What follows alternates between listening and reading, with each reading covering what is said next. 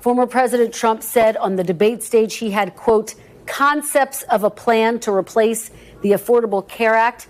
Here is what he has said, though, in the past. Look.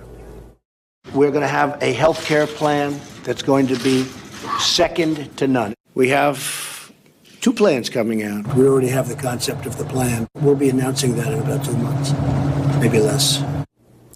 Senator, can you clarify what is Donald Trump's health care plan?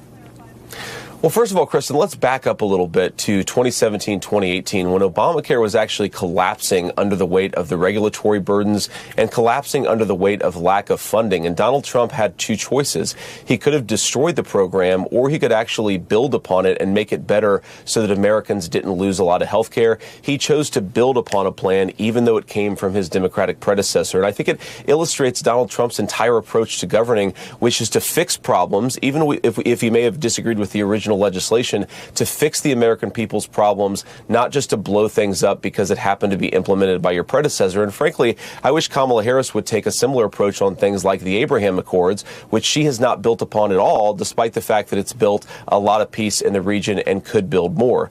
But what President Trump's health care plan is actually quite straightforward. Is you want to make sure that pre-existing coverage conditions are covered. You want to make sure that people have access to the doctors that they need. And you also want to implement some deregulatory agenda so that people can choose a health care plan that fits them.